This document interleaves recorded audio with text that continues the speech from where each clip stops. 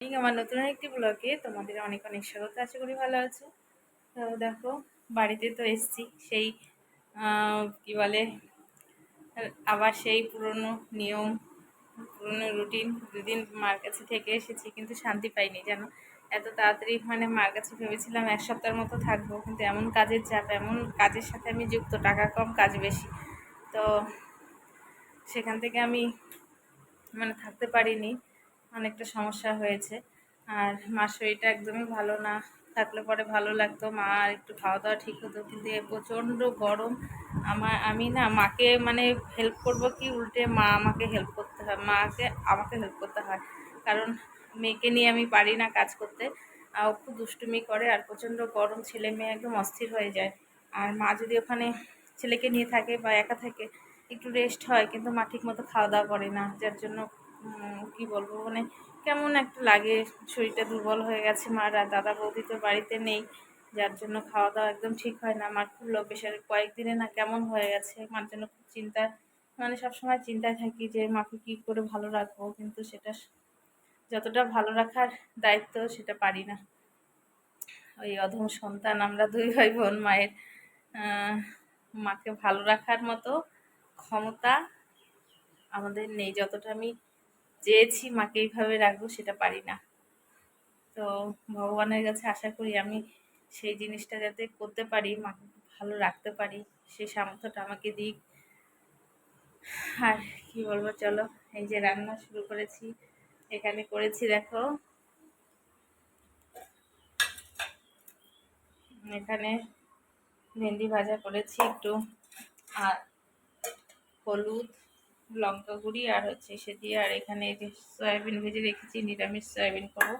আর এখানে পেঁপে আর আলু দিয়ে মা বাবার জন্য ঝোল করবো। আর আমরা একটু মাছ রাখবো, মেয়েটা খুব মাছ মাছ করতে থাকে কয়েকদিন ধরে, একদম নিরামিষ খাওয়া হচ্ছে, মাছ খাওয়া হচ্ছে কিন্তু সেরকম খাওয়া হচ্ছে না আর কি, অনেকদিন পর পর খাচ্ছি। আর চলো তাহলে রান্নাটা কমপ্লিট করি। মাছওয়ালাকে ফোন করলাম, বাড়িতেই মাছ দিয়ে যাবে, আমাদের এদিকে বাড়িতেই সবসময় মাছ পাওয়া যায়। তো যেই দাদা ভাইয়ের কাছে ফোন করলাম, ওই দাদা ভাইয়ের থেকে মাছ নিই, খুব ভালো মাছ পাওয়া যায়, আর আমাদের কিছু টাকাও পাওয়া যাবে ওই দাদা ভাইয়ের কাছে। তো বর বললো যে ওর কাছ থেকেই নিও, তাহলে এক্সট্রা কাউকে টাকা দিতে হবে না, অন্য কারোর কাছ থেকে মাছ নিলে তো টাকা দিতে হবে, ওকে টাকা দিতে হবে না। তো ওর কাছ থেকে যেই টাকাটা পাই সেখান থেকে একটু একটু করে টাকাটা কেটে নিলেই হবে। তো চলো। বাড়ি থেকে এসে আর এইগুলো দেখো, ব্যাগপত্র তো অনেক, জামা কাপড় নিয়ে গেছিলাম মেয়ের জন্য। আর আমার ছেলের, ও তো দিদুনের সাথে যেদিন বাড়ি গেছিল সেই দিনই নিয়ে গেছিল, মা বাড়ি গেছিল যেদিন, ও জামা কাপড় নিয়ে গেছে। আর আজকে কাণ্ড হয়েছে জানো। তো তার আগে বলি জামা কাপড়গুলো গুছিয়ে নিই। আর আজকে কি হয়েছে বলো তো, আমি জানি যে ছেলের হচ্ছে ও half yearly question question paper গুলো দিবে, হচ্ছে চেক করতে দিবে। তো 2 ক্লাস থেকে ওদের কোশ্চেন পেপার গুলো চেক করতে দেয়, যেগুলো অ্যান্সার শিট লিখেছে সেটা আর কি। তো আমি জানি যে 25 তারিখে সেটা দিবে, তো আমি চলে এসেছি 23 তারিখে। তো একটা দিন থাকতে পারবে। এখন এসে দেখছি রাতের বেলা মেসেজ করেছে যে 24 তারিখে ওদের অ্যান্সার শিটটা চেক করতে দেবে। মহা মুশকিলে পড়েছি। তো রাত্রে বললাম বড়মশাইকে যে সকালবেলা ওকে গিয়ে নিয়ে আসবে। তো রাতেই সব গুছিয়ে রেখেছিলাম, ওর অ্যাক্টিভিটি ড্রেসগুলো, জুতো, মোজা, টাই, আই কার্ড, সবকিছু গুছিয়ে রেখেছি। ওর বাবা 7টার সময় গেছে ওর মা বাড়িতে, গিয়ে ওকে ড্রেস পরিয়ে নিয়ে স্কুলে দিয়ে তারপরে এসছে 8:30টায় বাড়িতে। আগে যদি জানতাম যে ওরে 24 তারিখে দিবে, তাহলে আমি আগেই নিয়ে আসতাম। তো দেখো, ছেলে এদিকে চলে এসেছে, আর ওর বুনু এদিকে বাইরে খেলছে, একটা জুতো হাতে নিয়ে আর একটা জুতো পায়ে পরে রাস্তা দিয়ে ঘুরবে আর বদমাইশি করবে। তারপরে দেখো ছেলেকে খাইয়ে দেয়ে আমি বেরিয়ে গেলাম।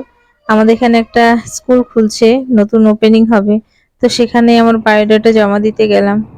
ইংলিশ মিডিয়াম একটা স্কুল। আশা করি যখন টিচার নেবে, আমি যদি কিছু ততদিনে না পাই, তো আমি এখানে ঢুকে যাব। তারপরে বরমশাই সকাল থেকে মাছালার অপেক্ষায় ছিলাম, মাছালা তো আসেইনি। আর বরমশাই সেই কোলথার থেকে গিয়ে ছোট নদীর মাছ নিয়ে এসছে, বাড়িতে ডিউটি থেকে এসে দেখি রান্না করছে। এত খুশি লাগছে যে নাহলে আমাকেই রান্না করতে হতো। তাহলে চলো আজকের মতো এ পর্যন্ত।